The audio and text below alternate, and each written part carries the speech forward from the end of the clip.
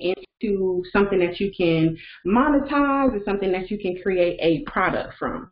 So just kind of adjusting here, sorry. So if you get the recording of this, you'll see me moving around a lot. I think we got it. All right. So information marketing, again, is just when you take the information or the expertise that you have, whether it be about baking or spiritual healing, whether it be about event setup or catering, or in my case, bartending. So my first real business is 71 Proof, and that's where we provide bartender training as one of our major revenue streams. And that's all that saying, I'm good at teaching people how to bartend.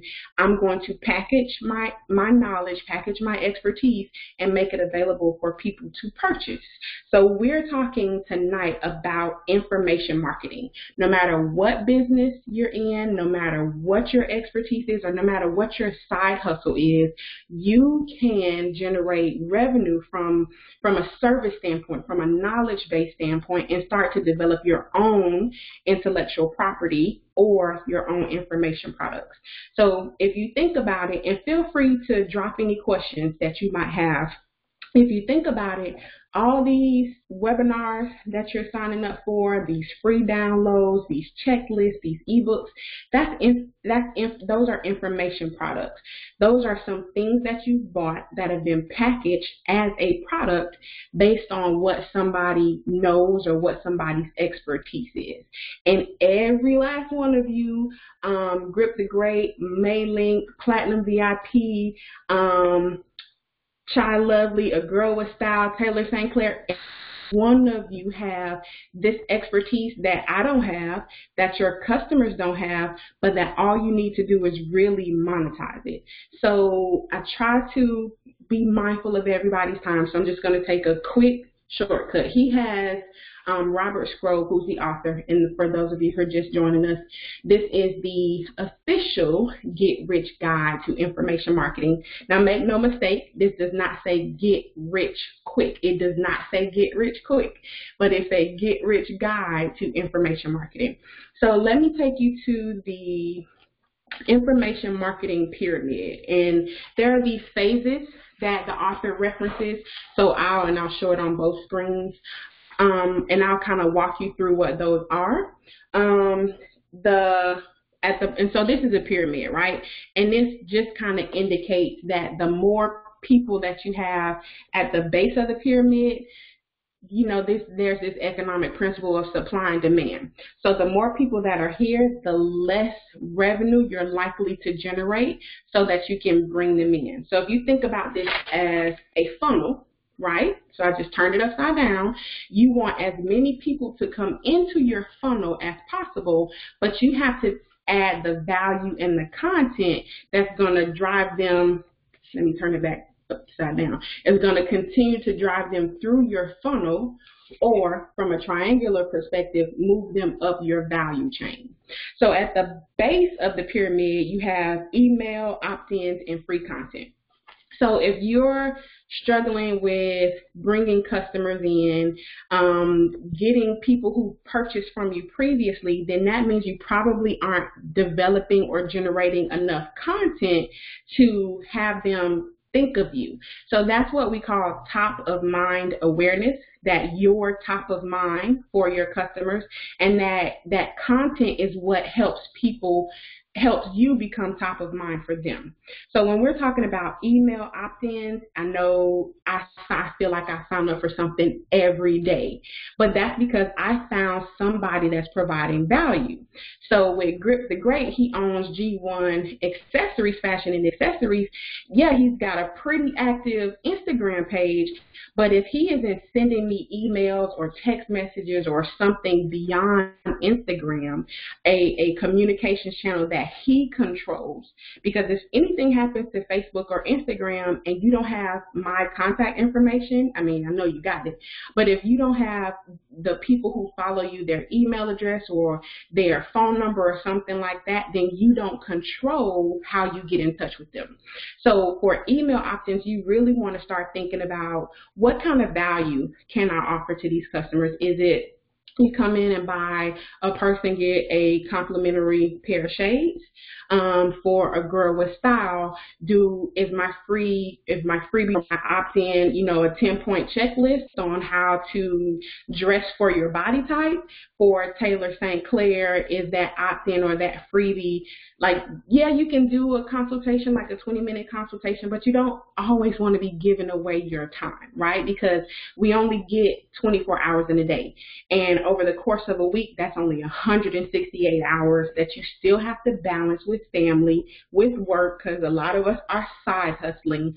So you think about the type of value that you can issue that you don't have to be the go-between for. So that's the first part. That's the baseline. And that's how you get email opt-ins, by offering that free content. I do have one caveat there. When it comes to giving away things, you don't always want to issue discounts, because these hoes ain't loyal, right? So we know that people are going to come in and out of the life cycle of your business, and instead of drawing them to you with a coupon, add something that provides more value. So maybe it's when they become a customer, they get a complimentary 20-minute consultation, or when they buy that purse, they get a 10% off discount for their next purchase. But that still is requiring them to spend money with you. So you want your customers to get into the habit of buying from you. Now, the next level is your introductory product. And that's basically, again, it's something that's really, it's low, it's not too intense. It's not hard for people to make the purchase or to pull out their credit cards. Depending on who your customers are, it might be a $47 product or service, or it might be a $197 or $147 product. You're welcome. So you just have to make sure that you know who your customers are. So we kind of talked a couple weeks ago about understanding your customers and things of that nature. And a part of understanding your customers is knowing what they're comfortable spending. Like, what's the high point? Like, what's an intimidating price for them that they just are not going to purchase? They are not going to make that kind of purchase if they don't know you, if they don't trust you. And then what's a low threshold offer that they be willing to take from you? So those are the first two levels. The next level, I'm not sure if you can see it, it says a continuity program. So if you think about subscriptions, so Yashika, that's where I am with my freebie. I kind of have to get energetically for it. Yeah, I definitely understand that, Yashika. I know that you and I talk about it. So some of the resources that I've been sending you, I hope can really give you some insight on not having to use so much of your energy until you get to the top, in these darker parts of the pyramid, because those are people that are invested and are willing to pay for that higher value, and they know that higher value and higher access comes with a higher price. All right, so going on to the continuity program, if you think about, for my ladies that are watching, so Essence Beauty Box, that's like a $15 a month thing where you get, and I used to subscribe, I don't have one on me, but you get like little samples of different types of lipsticks. I think this might be one of them, skincare products, things of that nature. For, let's say, for the fashion and accessories, a continuity program could be maybe they purchase in advance to get the new headscarf or the new pair of shades, but they've already paid for it. So what a continuity program does is it almost forces the purchase, because of course, in value, you're still sending them emails, you're still engaging with them, but it's to the point where they know that they need to be connected to you on this regular basis. But again, that should be something that you aren't taking all of your time and energy to deliver. So that's where information products really come into play. It really forces you to sit down and say, well, this is what I'm good at. This is what I know people want. This is what I know people are always asking me about. So if you're having trouble, go ahead and write this down. If you're having trouble figuring out what your information product could be, I'm challenging each of you that are watching to come up with the top 10 frequently asked questions that you get from your clients, from your friends, from your family who just don't know what it is you do. So come up with those top 10 frequently asked questions and the answers. So now you've got 10 blog posts, you got at least 10 Facebook messages or 10 Instagram posts. If you're on Snapchat, those are 10 different snaps. So now you have all this content, right? I see you, Born Brilliant. Now you have this content that you can repurpose. And if you notice that I've been getting on video a lot more, and I actually record it. So I'll walk you through this, like I learned this last year, and when I say it blew my mind. So you start with, let's say you start with those 10 frequently asked questions. Grab a video, grab your camera, get on your phone or whatever, record your responses to those 10 questions individually. Now you got 10 videos that you can post on Facebook or 10 YouTube videos. They might be 10 Facebook Lives. They might be 10 Instagram stories. So you got the video. You can record the video and, of course, post that. That's one way. You can get the audio of the video transcribed, or you can just have your kids listen to it and replay it. You know how you used to do when the cassette tapes were out and you were trying to learn the lyrics of a song. You would press play and stop and rewind and press play again. So that's the process of transcribing. So now once you have the video and you got it transcribed, you have a blog post. You collect enough of those blog posts, maybe between 300 and 500 words, you got an ebook, right? So now when we're looking at what is your introductory product or what's your free opt-in or your email giveaway, you have an ebook. You do that 2 or 3 more times, you put those ebooks together, and now you have the chapters of your book. You follow me? So this is how information marketing, information products, this is what they're doing that we don't typically know about, is all I'm saying. So, so that's where you can start to build your information products. Of course, you can repurpose and repost and reshare and all that stuff. I'm telling you, Iva, that's how I felt. So from the continuity program, we would go to high price products. So that's where they get a little bit more access, and you'll see how that pyramid is shrinking, like the base of that is shrinking. That typically means there are less people involved at this level, but they're paying more because they get more access to you. So those high price products, again, it really just depends on what you're offering, who your audience is, and what they're comfortable paying. So if you have, if you need some ideas about what your high price products would be, just shoot me an email, Meet Professor White, MEETPROF White, at Gmail, and then I can shoot you some ideas. So from high price products, we go to seminars. And this is exciting because you think about the last conference or workshop you went to and how excited and jazzed and inspired you were. Now imagine yourself being the person that's inspiring people, that's jazzing people up, right? Because then it makes it easier for them to trust you enough to spend their money with you.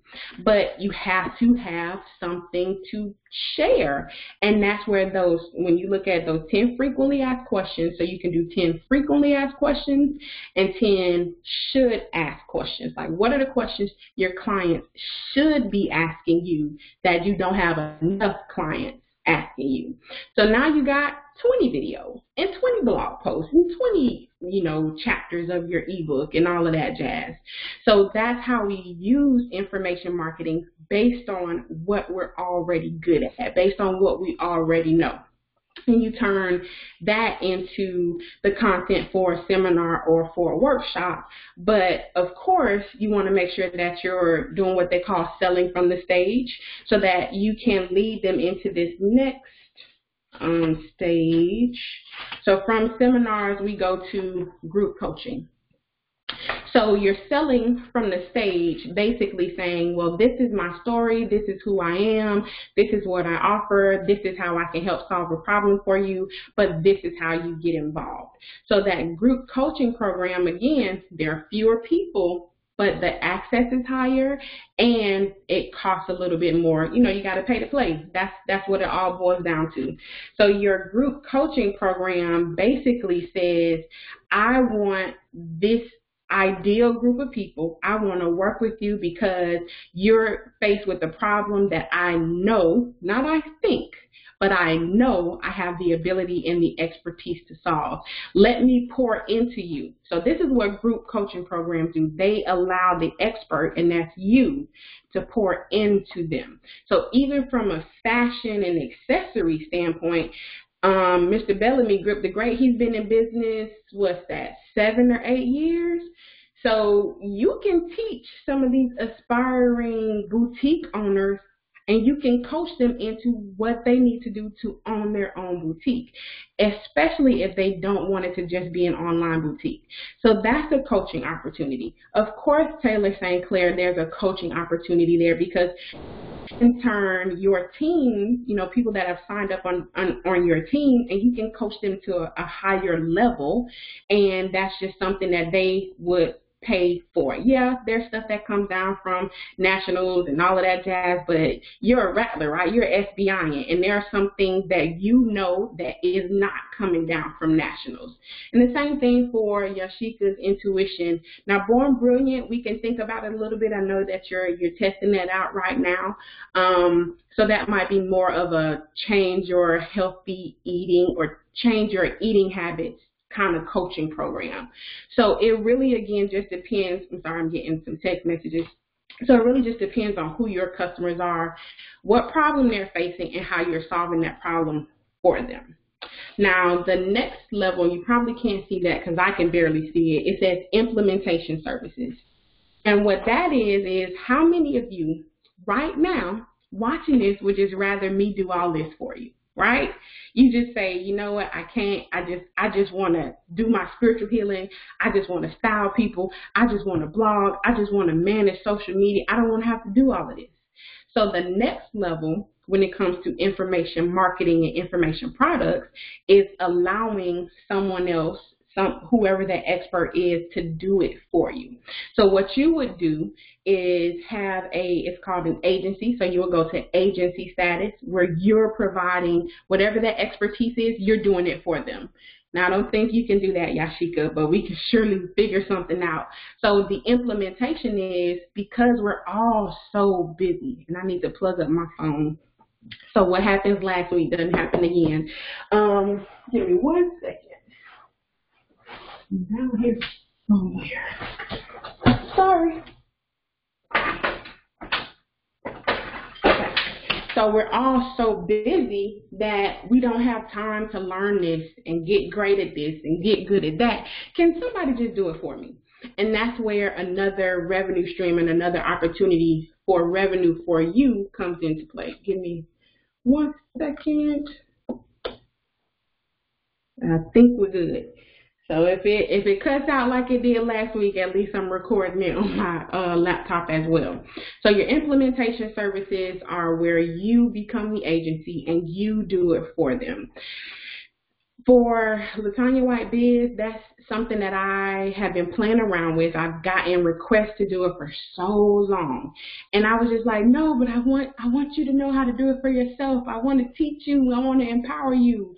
But it really still comes down to, do I want to spend the time to teach people, or do I want to spend the time to create change, right? So in your case, with your customers, you have to decide what it is that you want to see change, because you're here and you're in the world and you're making all these changes, you're making all these moves. Why are you doing it all? And that's the kind of conversation I had to have with myself. Like, why continue to fight people to teach them when if all I really want is to help create more minority business owners, just help create more minority business owners. And that's really that path of least resistance. You're right. You know, Taylor St. Clair, ain't nobody got time for that.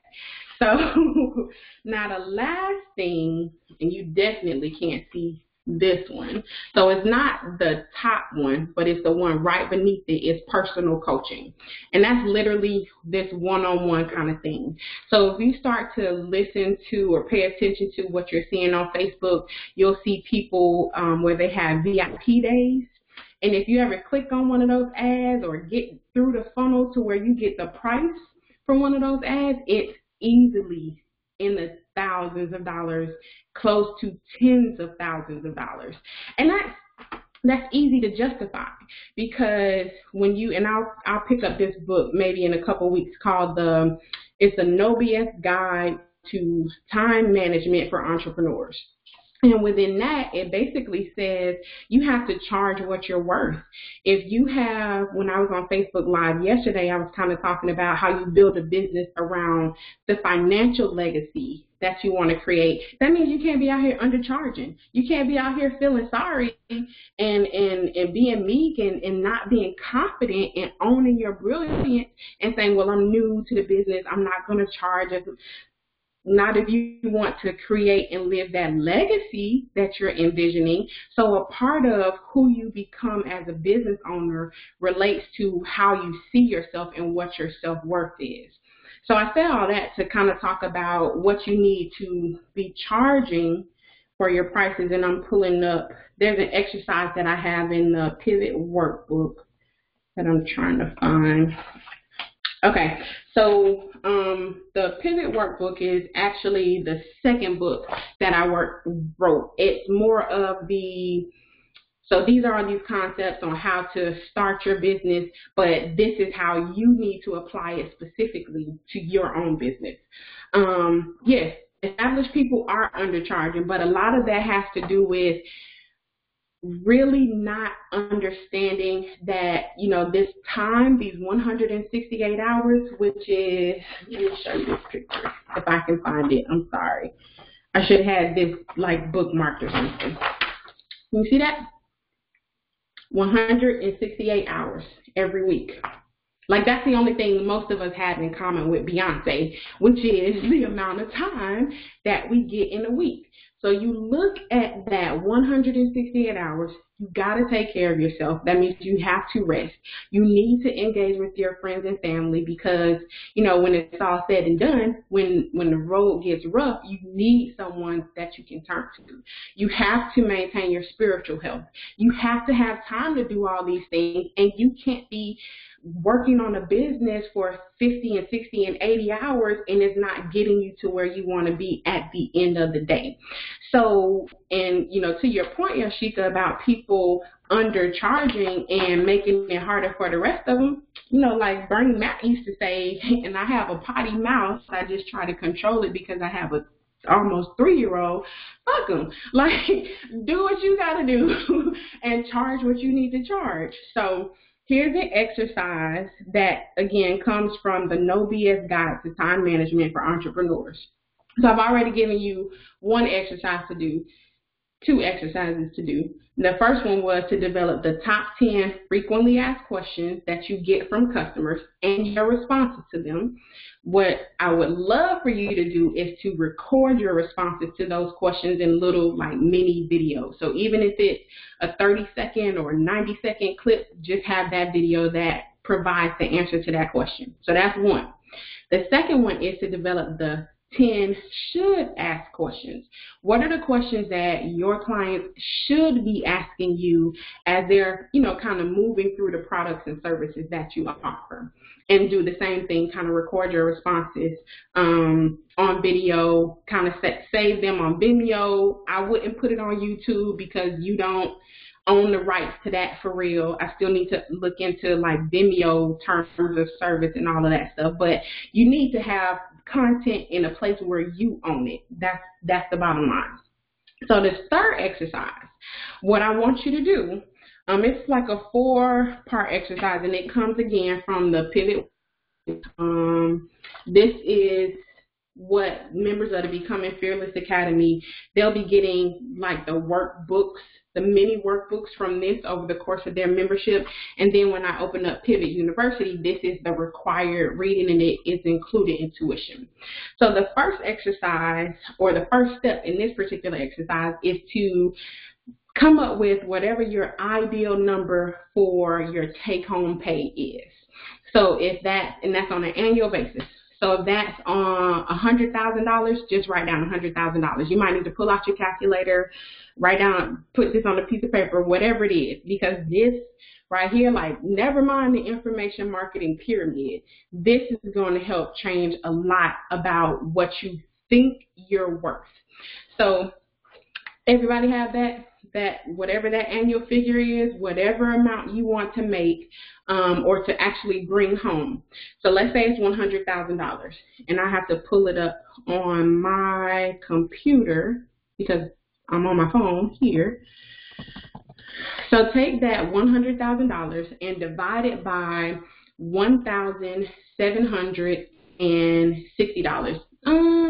I think do the maximum, Yashika, instead of the minimum. Because this, just do the minimum. Like, make it realistic. Yeah, we all want to make $1 million in a year, but can we make $1 million in the next year without winning the lottery?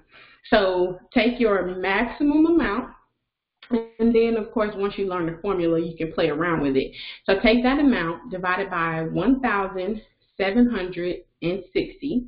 So 1,760 is the average number of hours that we work in a year. Can you imagine that? 1,700 hours, don't it feel like way more than that? So at 100,000 divided by 1,760, that gives us 56.81 cents. So what this is saying is that if I want to make $100,000 a year, I should be charging $57 per hour. That's what it says. But what this assumes is that all those 8 hours that you're working every day are billable hours, that you are engaging in activities that directly produce revenue. And we all know that a lot of the times, like even right now, I hope this is valuable, but it's not necessarily producing revenue for you.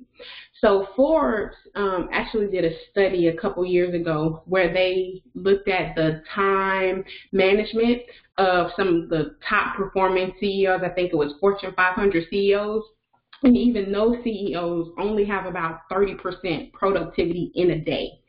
So, you know, we ain't making that kind of money. So we might have even less productivity than that, considering that most of us are working full time. And when we get home, we have to deal with the kids. And then once they go to bed, we're trying to make sure that we maintain a healthy relationship with our partners. So there are a lot of things that really kind of impact how productive we are when it comes to generating revenue. So if the Forbes CEO is only operating at about 30% productivity, we'll go ahead and just multiply whatever number you got. So I'm going to multiply my 56.81. I'll multiply that by 3 as a productivity, kind of measure. So 56.81 times 3 equals $170.45, which means my real hourly rate should be $170.45, because that takes into account the fact that in an 8-hour day, I might only be doing about 3 hours worth of work that brings money in. So if you want to get to that $100,000, right, you need to make sure that you're accounting for all these other things that take you away from whatever that financial legacy is that you want to create. Now, the way that this relates to information marketing is when now you look at everybody that wants to meet for coffee or pick your brain or do this or do that, they're costing you money. They're costing you $170 per hour, right? But if you can get some of that information and get that expertise on paper, then you can start to get that money back without having to always be feeling like, well, I don't have time for this. I don't have time for you or for cultivating this relationship because you costing me money. That's what information products and that's what information marketing helps you kind of overcome. So does that make sense? Is that helpful? Drop your questions, anything like that that shows up. So I'll wait just a second or two.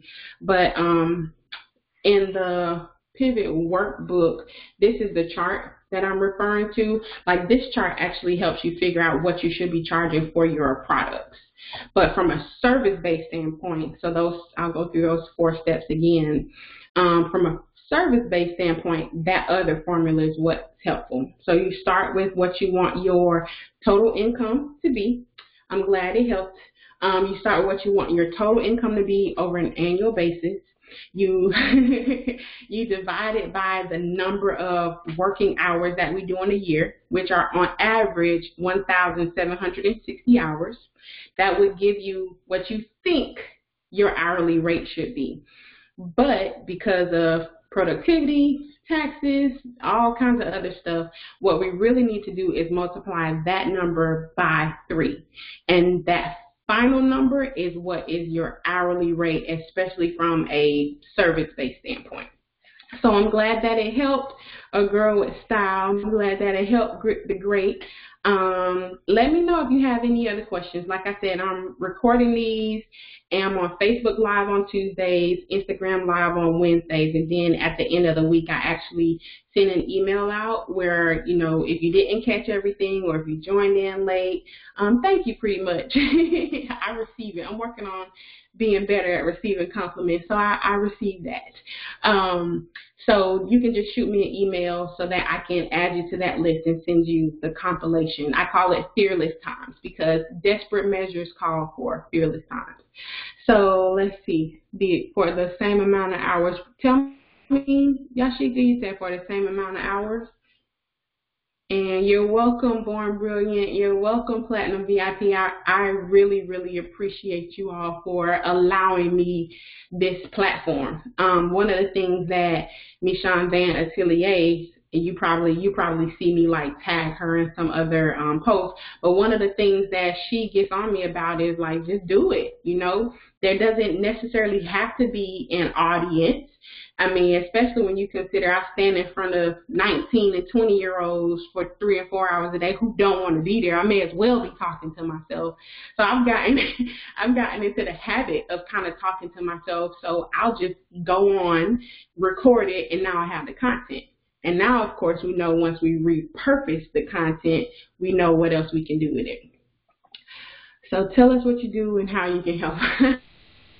Thank you, ma'am. So as I shared at the beginning, I am an author, entrepreneur, and educator. Like, my bartending business is still very functional, very operational, but where my heart is, or what I've developed a passion for, is helping aspiring entrepreneurs, especially minority entrepreneurs, really get organized, get their ideas organized, and get over their fear.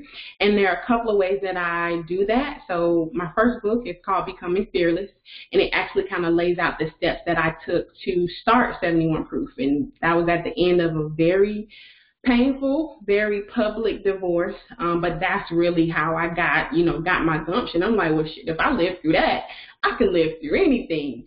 And so Becoming Fearless kind of talks about that, but also lays out the steps in how you can do it, how other people can do it. So and Fearless is a model. So it stands for foundation, evaluation, analysis, retraining, which is where I'll be doing a lot of my dissertation research on, leverage, efficiency, and systems. So from there, each of those concepts are what I've created different exercises and worksheets for in the Pivot Workbook. So that kind of translates to Becoming Fearless Academy and Pivot University, all things that you'll hear about for as long as y'all listen. I'll be making sure to share. Thank you so much. Thank you. I'm glad to share. Like, what's the point of reading all these books if I can't share it with anybody? So Yashiki said, so what we calculated is multiplied by 3 is assuming you want to work 1760 hours. Not necessarily, it doesn't necessarily assume that you want to work 1760 1,700 hours, but it just gives you this ballpark figure. So if you're saying that you only want to work 3 hours, then you already know that your $56 per hour is not going to get you to 100,000. Makes sense? Yes, Fearless is an acronym. I didn't make up the word Dreamforce, but it's an acronym. So I actually went through a branding exercise that helped me figure out. So the steps were to really look at what systems you use. And even with all my students, I would always start with this singular concept of what's the foundation, like who do you want to be, what's your golden circle, what do you want to be known for? And so that's the foundation. And then the exercise was like, okay, well, what's the next step, and the next step, and the next step? And so once you identify what those steps are, you really can create an acronym from whatever it is. And for me, I knew that foundation was important. From Blue Ocean Strategy, the evaluation of the competitive environment was necessary. Then retraining, so that's really talking about knowing your worth and charging what you're worth. Leverage is getting your information products together and having email automation and things of that nature. And then we put it all into this system to make it sustainable. And I was like, oh shit, we might be on to something. So it wasn't until I did that branding exercise that I come up with the title for the book. But yes, it's an acronym. Let me go back and sign up for your classes. So we work one-on-one with you. Is this how you help? Yes, this is how I help. I'm always, so even with my students that I teach, I'm a student myself, but students that I teach, I don't like the traditional learning experience. I don't think it's as valuable. So I'll cancel class and require students to come meet with me one-on-one because I need to make sure that I connect with you and that I deliver the type of resources that you need for this to be valuable. So in working one-on-one with me, that's what it is. Like, we start with where are you emotionally, where are you mentally, because all that affects where you can be financially. Here, pretty much. Okay, so let's see. I think I got all the comments. Yashika's Intuition, let me know that I answered your question about the 1,700 hours. Where we sign up for emails, you actually can just shoot me an email.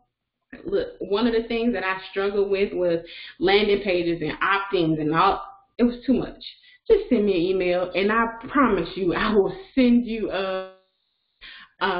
let's see. So I promise you, I will send you the content and everything. So the email address is Meet Professor White. It's my same Instagram handle, MEETPROF White @gmail.com. All right.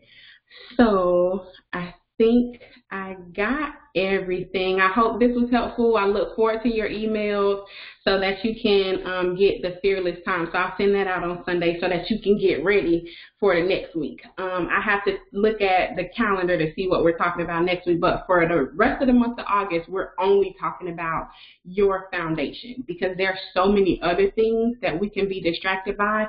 Let's focus on making sure you have the right foundation. All right. Thank you. Thank you. Thank you.